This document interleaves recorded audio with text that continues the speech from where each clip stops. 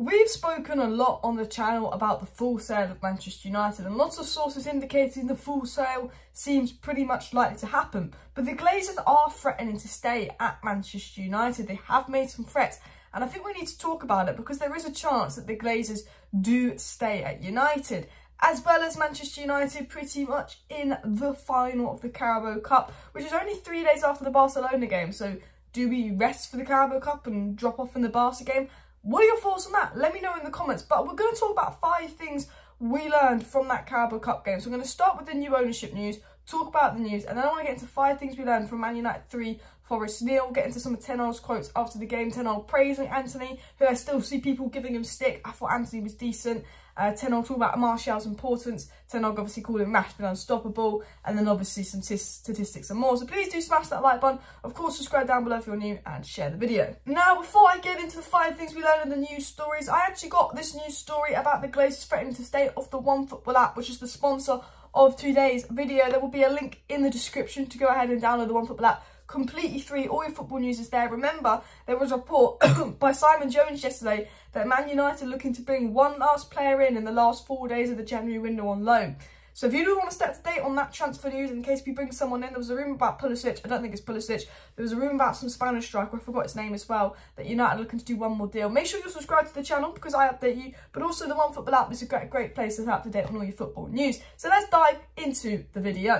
So a report came out of OneFootball via the People's Person saying Glazers threaten to stay at Manchester United unless they're grossly overpaid. Greedy Glazers, greedy Joel, greedy Abraham. Who is shocked? I said to you this. I said this would not shock me. They only want to sell Man United if they're going to break a record fee and they can be like, well, we've got like 6 billion. Like they basically like want to mug someone off. They only care about money. 4 billion isn't enough for them. 5 billion isn't enough for them. Yeah, 6 billion's just enough. I mean, these greedy parasite rats couldn't get any greedier. You know, just ridiculous. But what does the report say? The report says the Glazers would rather stay in control of Manchester United Football Club than take a penny less of 6 billion. Just to put that into context, we're worth 3.8 billion according to Forbes. So really, United should be going for 4 billion. They want 6 billion. If they don't get 6 billion, they're like, we're not going to sell. Trust me. Only someone that really wants United or someone with ridiculous amounts of money can pay 6 billion. Jim Ratcliffe wants United, but he doesn't want to overpay. 6 billion is an overpayment. 6 billion is ridiculous. I mean, Dubai can afford that. Not many people can. I just like okay, look, it's Man United, but if 6 billions are not, considering you've also got to go and spend another billion on a new stadium, another billion doing up the debt. Maybe 6 billion if you include the debt and the new stadium in that, so you actually give them 4 billion. But there's another 2 billion that's got to be spent on top of that. It was said that is according to the Daily Mail, who claimed the Tampa Bay family are dead set on smashing the world record fee. The reports come out that the Glazers only want to sell United if they break a world record fee. It's all about money. It's all about them. I want to show off my money to my American friends. I want to say that we got a record fee for United and then go buy another Lamborghini but still not get a proper haircut because my hair's crap, even though I'm a multi-billionaire that takes lots of money out of United.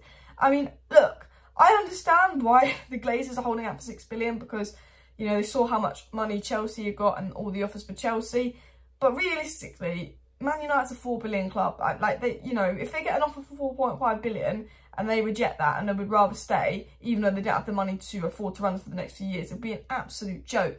It was said as well, as reported by the People's Person yesterday, the Glazers have aspiration of getting over 8 billion for United. And this valuation is quite some way past the borders of ridiculous and would certainly rule out nearly every potential buyer on the planet short of the Sovereign Wealth Fund. So the Glazers ideally want 8 billion. They want to take the piss. 6 billion is fine, but they want 8 billion. And they're never going to get 8 billion. They're never going to get 8 billion. And I think they'll have to settle for 6 billion. You know, poor them, settle for 6 billion. But it just shows out the greediness. And I do think with ownership, there's a chance they stay because they maybe get, someone puts in a partial state like Qatar or Saudi, give them some kind of investment and they stay in charge. Some idiot American gives some kind of investment and they stay in charge. Or, you know, someone literally gives them 6 billion and they take over the club. But there is the potential for the Glazers to stay, but I don't think they can afford to stay much longer to run this club. And I also think they've been looking for partial investors for so long that I think the full sale is more likely. So I still think that a full sale will happen despite this news, because I don't think anyone is stupid enough to give them 2 billion needed for them to stay on in the club and the power to invest and clear the debt and get the new stadium and invest in the squad. I don't think anyone's stupid enough to do that, because they've been looking for that investment for years, and there's people clearly wanting a full sale. But I think the Glazers need to get a bit more realistic about the asking price. It was said a bottom line asking price of $6 billion could be more palatable and for would-be buyers, although the price exceeds the most generous valuations of financial experts. Basically, if you buy enough for $6 billion, it's an overpayment, but it could happen. Forbes said that United's worth $4.6 billion, which is £3.7 billion. So yeah, basically you're overpaying like $2 billion. And in essence, the current ownership are threatening to extend their tenure unless someone offers them a $2.3 billion markup on Forbes' most recent valuation. So basically, the Glazers, they're basically saying the Glazers are threatening to stay unless someone overpays by $2.3 billion. Our lovely owners, people. But enough of the Glazers, because you know what? I still think the full sale will happen. I think they've got no choice but to sell, unless some absolute idiot wants to go and give them a load of money so they can stay. And I tell you what, he will be the most hated man in the world by me. You do that. But let's talk about 5 things we learned versus Nottingham Forest, because we've been going on for a while. And first thing we've got to talk about Lisandro Martinez. We hit gold with Lisandro Martinez. How good is Lisandro Martinez? Oh my God. I mean, I love Lisandro Martinez. Him and his Varane partnership, fantastic. They're everything you can ask for in a centre-back. Like, obviously Varane didn't play last night, but Lisandro Martinez, he's got a head injury and he's getting his head in there. He does not care. He is getting his head in there. He's getting stuck in. He doesn't run away from the ball. I used to say this. Maguire and Lindelof, they'd have a fast winger run at them and they'd step back and give this winger loads of space and, like, you know, kind of run away from the defender, run away from the attacker. Lisandro Martinez says, I'm not running away from no attacker. I'm getting stuck in. I don't care if I put my head on the line, my foot on the line, my face on the line. I'm getting stuck in. Lisandro Martinez is that no-nonsense defender, and him and Varane is the best partnership we've had since Rio and Vidic. The most secure I felt in a defensive partnership as well. The second thing we learn is we are still conceding silly chances.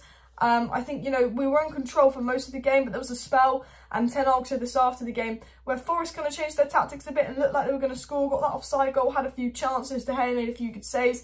You know, a better team probably would have scored against us in that moment. We need to be switched on a bit more. Ten Hag did say, we almost let Forest come back into the game and we can't allow that. So much control, we could be dictated the game, but one moment can change that and we can't allow it. And that's what happens, is we've controlled games and one moment they can just go. And I think that's something we need to build on, just making sure we're in a little bit more control of the game, because luckily it was only Forest, but Brennan Johnson was having a very good day. And I think if you're playing a Man City or an Arsenal, obviously we did that versus Arsenal, you can see 3 goals. The third thing I want to talk about is we do need more depth. The third thing I think we learned from that game, really when watching it, was that there is a lack of depth in the sense that we do tire. I think Eriksen looks knackered. There's not many options in midfield. Obviously we're having to use the same players in attack because of Sancho and Martial kind of being unavailable. But, you know, there's not loads there for United. You know, they just looked really tired, the players. And I think, you know, especially in the second half of games, we've been dropping off recently towards the end. And I do think, you know, we need a rest, we need more depth. And Ten Hag's got to manage that well, because we've got a game every 3 days till the end of the season. So I'm not sure how they're going to cope as well. The fourth thing I want to talk about is I think Bruno is an absolute leader. I think Bruno gets so much stick. I actually saw a tweet that said this: Bruno did his best at the Manchester United even when he has a hard time, and now he's leading Ten Hag's process as captain. No one deserves to lift a trophy more than him. And I thought Bruno was really good today. I know he gave the ball away and all of that, but I thought he was really involved in the game, always has an impact. Just because the goals and assists aren't as high as they used to be doesn't mean he's got any worse. I think he's almost got better because his all-round involvement in the game, his defensive contributions, he's involved in all the patterns of play. I think Bruno's such a brilliant player for United. And the fifth thing we learned, and I'm actually going to do 6 things we learned, because I want to talk about 5 things. I want to talk about 6 things. The fifth thing we learned is that Casemiro is just, honestly, that what he offers going forward is just as good as what offers in defence. Casemiro now has 7 goals and assists for United so far this season. That's 2 more than he managed at Real Madrid the whole of last season. Every time we transition a ball from midfield to attack, Casemiro is involved in that. And I said, like, we didn't see that at Madrid because you had Kroos and Modric. So Casemiro's like, all right, calm. I'm just going to park the bus and protect the defence. But now at United, he's bringing stuff to that attacking game, unlocking the defence, got a really good pass on him. I mean, Cat got an assist today. He's an absolute baller in attack, I have to say that. I thought his defensively wasn't his best game versus Forest, but going forward, he offered a lot, I tell you that. And the sixth thing I want to talk about, it's the 6th thing we learned, is I thought, wow, Weghorst was very good, because that is his first goal for the club. I thought all his passes, all his touches, didn't lose possession once, held up the ball well, got his goal. Not much chances created for him, but whenever he got the ball, he could hold it up, he could keep possession, he wasn't giving the ball away. And I think, you know, when we were giving the ball away a lot in midfield, it was good to have Wout not giving the ball away in attack. I think that kind of control he gave us on that as well. But anyway, that is my update on potentially the Glazers threatening to stay. You better not, and also 5 things we learned versus Nottingham Forest. Guys, please do smash that like button. Of course, subscribe down below to Alice Talks Football if you're new. Share the video. I will be live tonight about 7 PM, 6:30, 7 PM UK time. So see you then. Bye.